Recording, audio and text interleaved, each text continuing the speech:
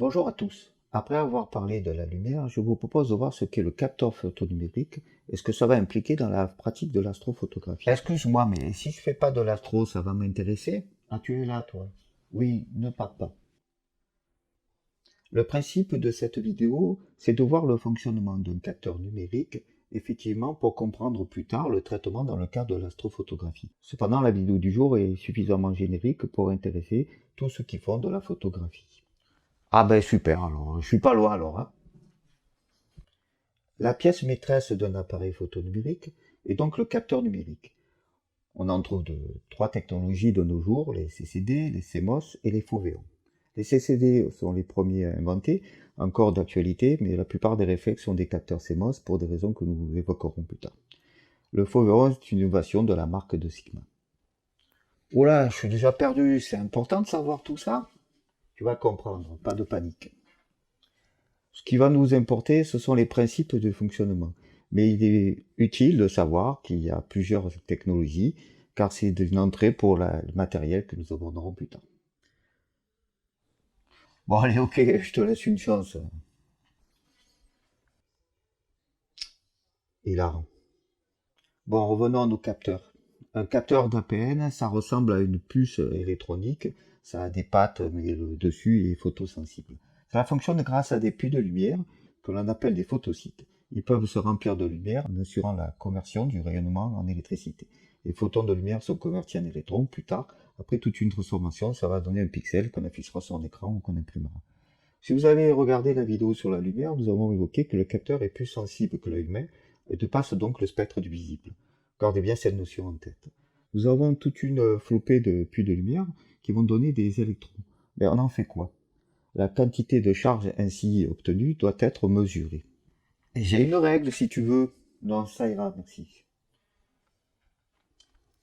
Si on regarde de plus près un capteur CCD, on voit que les charges vont être transférées vers une broche de sortie, puis le signal est converti en tension, sauvegardé, transmis sous format analogique, amplifié et converti en signal numérique.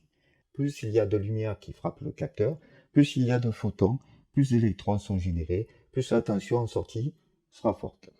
Le changement avec un capteur CMOS, c'est que chaque photosite assure la conversion en tension. Du coup, en sortie du capteur, nous avons directement un signal numérique et non analogique. Tu peux nous expliquer un peu l'histoire du signal analogique et numérique? Mais avec plaisir. Comme ce n'est pas le sujet du jour, je vais vite. L'idée, c'est que la tension électrique est un signal analogique sous forme de courbe. Un convertisseur analogique numérique va traduire les valeurs analogiques en valeurs numériques. Un signal analogique est un signal continu qui peut prendre une infinité de valeurs, alors que le signal numérique est un signal discret, discontinu, qui se résume en une succession de 0 et de 1. Chacun des systèmes a ses avantages et inconvénients. Les capteurs CCD sont de très haute qualité. Les CMOS ont plus d'électronique embarquée, du coup, la lumière va frapper plus souvent à côté des photosites, mais ils sont plus rapides. À chaque photon, on obtient un électron? Eh bien non. Comme on l'a vu, les photosites ne couvrent pas l'ensemble du capteur, déjà. Et puis, il y a un taux de rendement, ce que l'on nomme l'efficacité quantique du capteur. Ce taux varie en fonction de la longueur d'onde. Si vous ne voyez pas ce qu'est une longueur d'onde, regardez la vidéo sur la lumière.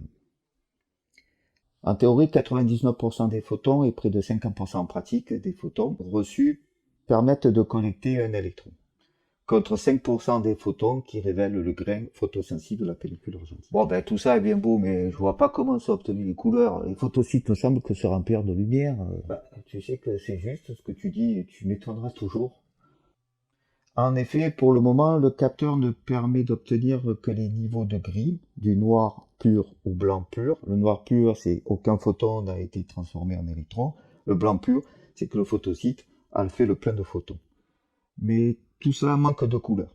On doit à un scientifique américain une matrice qui porte son nom, la matrice de Bayer, matrice de filtres colorés, placée sur les photosites du capteur et qui permet la séparation des couleurs. On va sensibiliser le photosite à une seule des trois couleurs primaires, le rouge, le bleu et le vert. Trois couleurs, mais je vois une matrice avec des carrés constitués de 4 cases, une bleue, une rouge et 2 vertes. En effet. On tient compte de la vision humaine, le but étant de reproduire les images telles que nous les voyons. Or, dans l'œil humain, les cônes photorécepteurs situés dans la rétine sont sensibles sur le même principe au vert, au bleu et au rouge. Et l'homme est plus sensible au vert. Voilà tout simplement pourquoi les capteurs des appareils photonumériques possèdent des 2 pixels verts pour un pixel rouge et un bleu. L'inconvénient, c'est que donc pour obtenir de la trichromie, on va devoir utiliser 4 photosites. Imaginons que j'envoie de la lumière bleue sur le photosite recouvert du filtre bleu, on se verra rempli, les autres seront bloqués par les filtres verts et par le filtre rouge. La même chose pour les autres couleurs primaires. Si nous simplifions à l'extrême, on n'envoie que du bleu, par exemple, avec un capteur de 4x4, nous avons sans autre action le résultat suivant. Or, si nous savons que nous devrions avoir le résultat suivant. Le but, c'est donc d'estimer les valeurs manquantes des 2 canaux d'un pixel à partir de ceux des pixels alentours.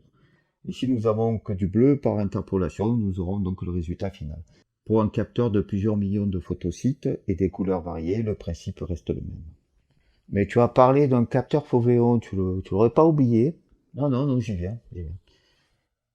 Je n'en parle que maintenant car l'idée de Sigma, c'est de traiter le filtrage des 3 couleurs directement par chaque photosite. Sur le papier, l'idée est excellente puisque cela doit permettre des images plus riches en détails et en couleurs.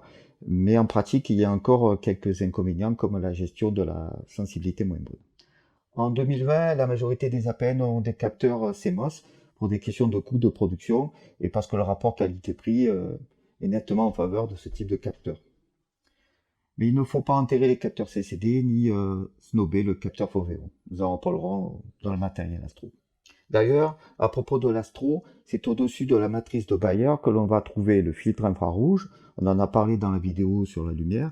Les capteurs sans filtre peuvent capter l'infrarouge proche et une partie des ultraviolets, néfastes pour la photographie diurne, mais nécessaires pour la photographie astro.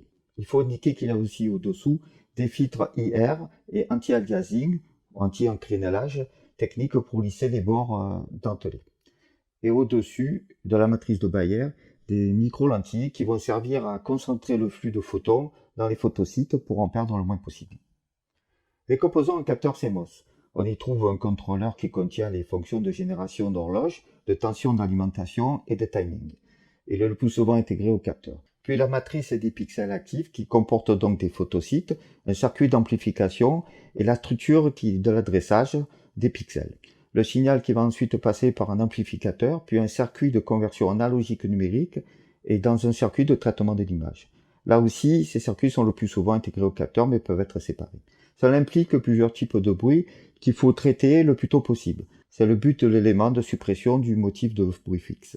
Et on va souvent parler de bruit dans les prochaines vidéos. Le bruit, je croyais que l'on parlait d'image ici, pas de son. On parle de bruit par métonymie, pour désigner des éléments indésirables qui s'ajoutent à un signal, même si celui-ci n'est pas acoustique. On doit séparer le signal du bruit de fond. Tout ce qui peut parasiter le signal utile, mais cela mérite au moins une vidéo complète. Je vais donc parler rapidement des bruits induits par les capteurs. Mais avant, on a du signal engendré par le capteur et qui pollue le signal utile. On trouve le signal thermique, notre capteur chauffe, plus la pause est longue.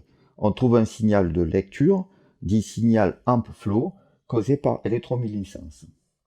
On trouve un signal de lecture, de signal offset ou bias, généré par les électrons du courant appliqué au capteur pour collecter les électrons générés par le rayonnement. Ensuite, nous avons les bruits. Le signal est reproductif, il est facile de l'éliminer. Le bruit est aléatoire, non reproductif, donc plus difficile à éliminer. Nous avons entre autres du bruit thermique. C'est la variation aléatoire du signal thermique. Du bruit aléatoire, il a des sources diversifiées, des fluctuations, des circuits électroniques, des interférences électromagnétiques. Du bruit de lecture, l'ampli de sortie va générer du bruit lorsque la charge d'un photosite est trop petite pour être mesurée sans être amplifiée. Quand on amplifie le tout, le signal et le bruit. Du bruit de numérisation, convertir de l'analogique au numérique, c'est donner une valeur numérique à un signal analogique, mais cela induit des erreurs de conversion. C'est pour cette raison qu'on parle de numériser en 8 bits, 10, 12, 14 et même 16. Exactement. Si je numérise en 8 bits, j'ai droit à 256 valeurs par couleur pour quantifier le signal analogique. En 14 bits, nous avons 16 384 valeurs par couleur pour coder le signal. Si par exemple un photosite se remplit à moitié en 8 bits, nous aurons une conversion à 128 et à 14 bits à 8192. Et si le photosite à côté a une charge légèrement inférieure, la conversion donnant 127,5, on va devoir faire une approximation 128. La nuance, certes légère, est perdue par le codage 8 bits, mais conservée en 14 bits. Bon, je vous propose de rester là pour le moment sur les capteurs numériques. Vaste sujet. Nous aurons l'occasion d'en reparler dans les vidéos sur le matériel astro. Donc à bientôt sur Juste Mise au Point.